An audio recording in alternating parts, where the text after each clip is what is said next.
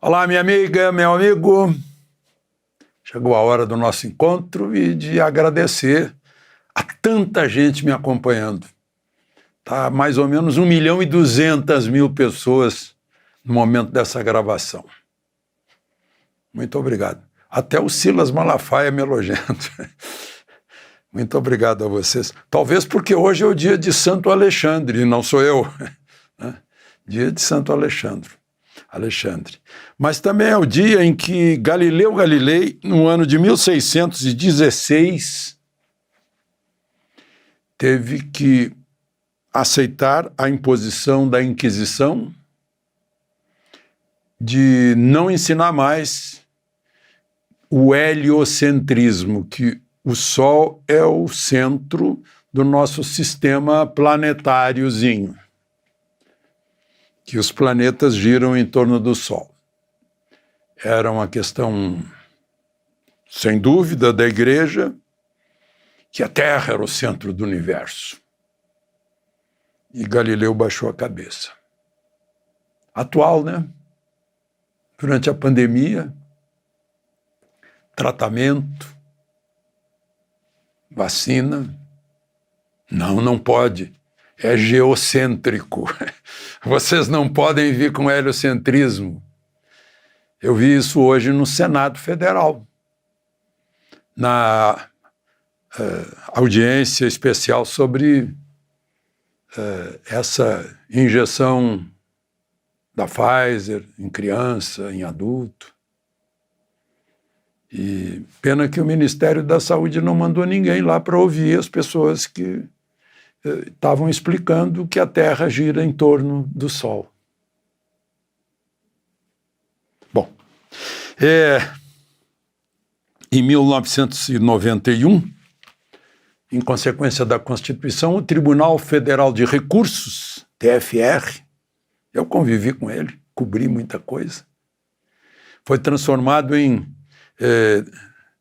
Tribunal Superior de Justiça, para ser a última instância de questões não constitucionais. O Supremo é a Corte Constitucional, não trata de processo-crime, de coisas de primeira instância, que acabam lá no Superior Tribunal de Justiça. Pelo menos é o que foi decidido na Constituição de 88. Bom, mas tem alguém aí, na data de hoje também, em 1860, gente, um sujeito descobriu o primeiro cometa do solo brasileiro em 1860 e o cometa se chamou Olinda. Ele nasceu em Cherbourg, na França. Se chama Emmanuel Lier. Ele veio para cá para cobrir um eclipse e ficou 25 anos. Pedro II, o imperador, o fez diretor do Observatório Imperial. Ele depois teve uma briga por vaidades políticas, de poder no observatório, foi embora, voltou para a França, foi eleito presidente da Câmara Municipal de Cherbourg, fez um jardim botânico pessoal que doou para a municipalidade, hoje o jardim botânico tem o nome dele, e tem uma cratera em Marte com o nome dele também. Descobridor do primeiro cometa Olinda. Emmanuel Lier. Então vamos lá, gente. Vamos aos assuntos de hoje. Não esqueça de se inscrever, de fiscalizar a sua inscrição e ao final de deixar o gostei ou não gostei.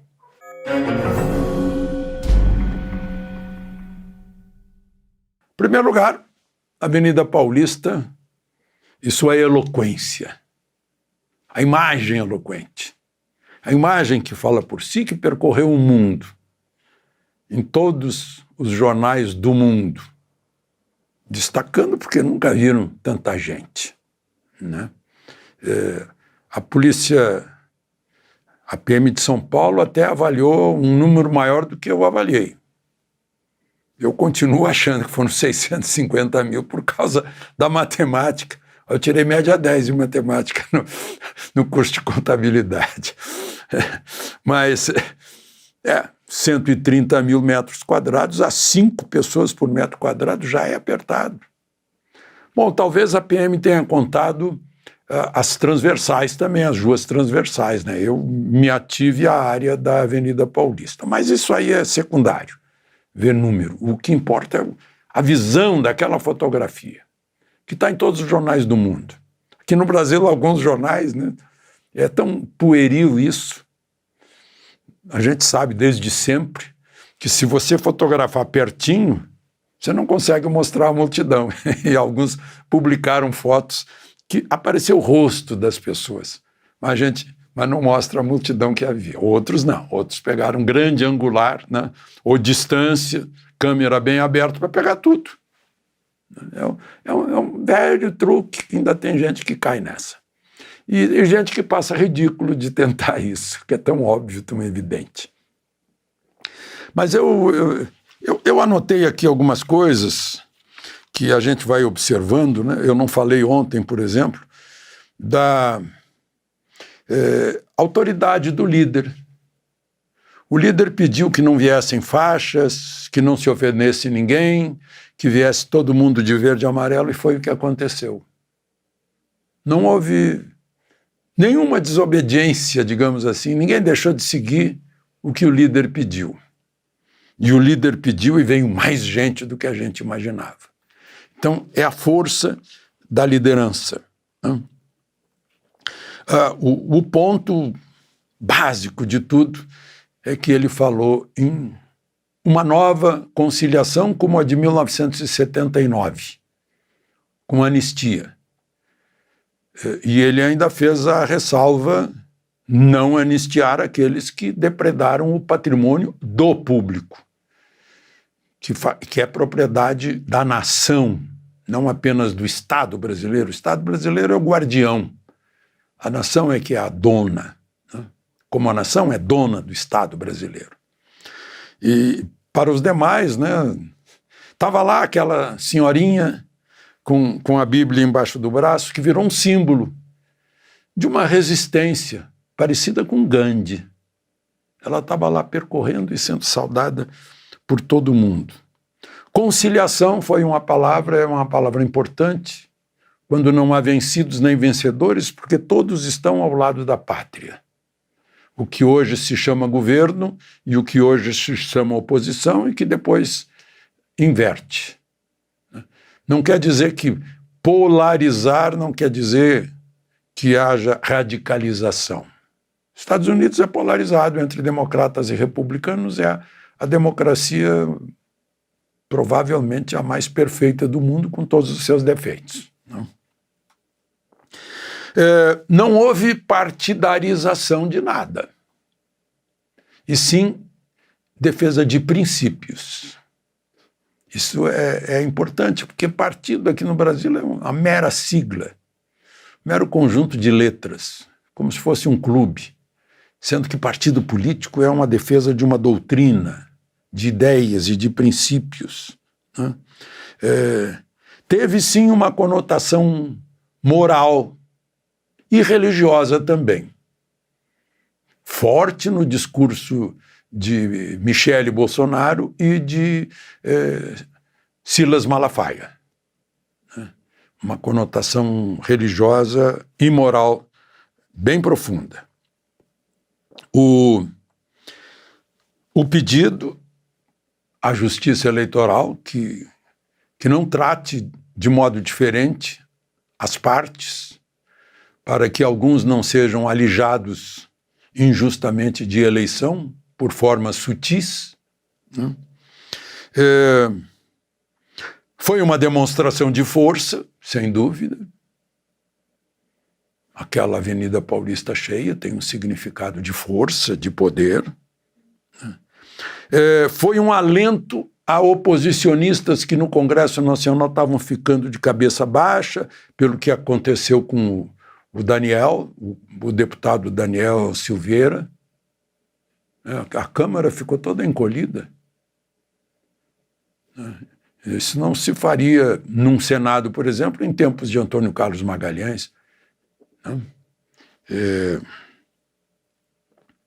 O presidente mostrou a bandeira de Israel, isso tem um significado também, né?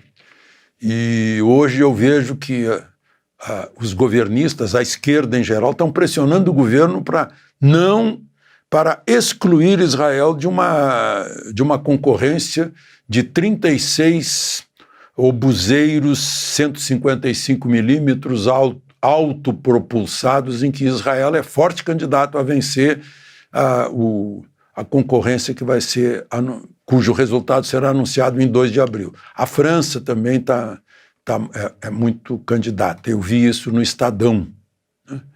E é um negócio de 1 bilhão. Se o governo fizer o exército retirar Israel dessa concorrência, pode prejudicar até o exército.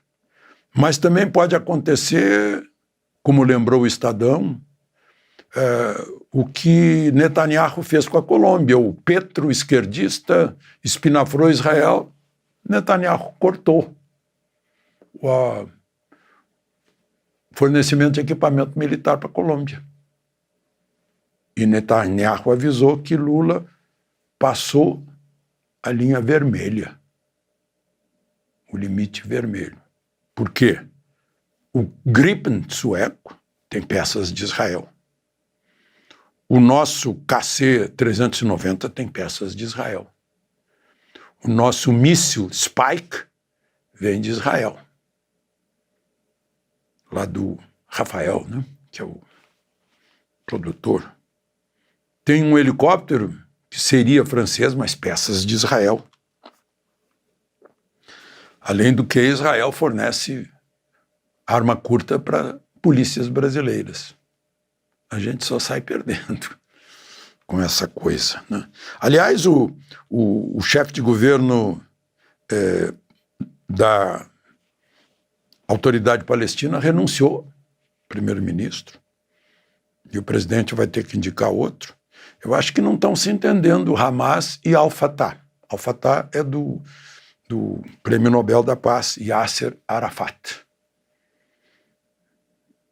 E Al-Fatah ganhou a paz, né, com Israel, só que o Hamas não quer a paz. E eu vejo a diferença de idade entre o pessoal que está na mesa de comando da Autoridade Palestina e o pessoal do Hamas. É gente de cabelos já brancos, e o Hamas é um grupo de jovens que fizeram aquilo que fizeram dia 7 de outubro, que é melhor nem pensar aqui, porque é a coisa mais terrível que eu já vi de produção do Homo, supostamente o Homo sapiens. Bom, falando de Homo sapiens, queria falar da detenção do jornalista português Sérgio Tavares. Tavares vem do russo, eu acho, Tovarich, que é camarada, né? O Sérgio Tavares foi detido, ficou 4 horas detido, e é impagável o resultado de marketing que saiu disso. E a projeção negativa do Brasil que saiu pelo mundo por causa disso.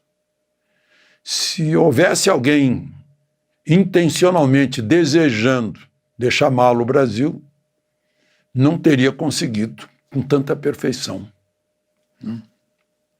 O que mais dói é o que eu ouvi da entrevista que o Sérgio Tavares concedeu na Avenida Paulista para a Cristina Grêmel, da Gazeta do Povo. Eu anotei aqui. Eu não vou dizer aqui, vou dizer quando chegar lá, onde tenho liberdade de expressão. Quando eu chegar lá, o mundo vai saber palavra por palavra o que me perguntaram. Vou garantir que a Europa e a África saibam o que este país vive.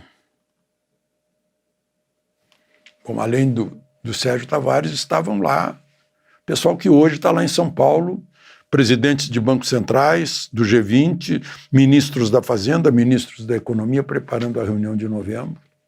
E estão lá com cobertura jornalística, e tá todo mundo, por isso que saiu nos jornais do mundo inteiro, né? Bom, eu falei do Sérgio Tavares, eu soube hoje que o André Ventura, o líder do Chega, disse: eu sou candidato a governar Portugal. Candidato a primeiro-ministro, vai ter eleição dia 10. Eu queria encerrar, gente, falando sobre o esportes eletrônicos, porque teve em São Paulo, no Ibirapuera, agora, um certame mundial, Rainbow 6. E sabe quem ganhou? 2 brasileiros. Um de cada time. Da mesma família brasileira Ferreira. Nascidos da mesma mãe, no mesmo dia, na mesma hora, gêmeos. Por uma equipe e por outra. O Felipe pelo W7M e o Thiago pelo FASE. E afinal, eu diria que foi empate, porque tiveram que decidir, digamos, no pênalti. De tão iguais eram os 2 gêmeos, que defendendo 2 equipes brasileiras ganharam de mundo inteiro. E aí ganhou o Felipe, o W7M. Foi um encontro chamado, se não me engano, Invitational. Viva o Brasil! De Brasília, Alexandre Garcia.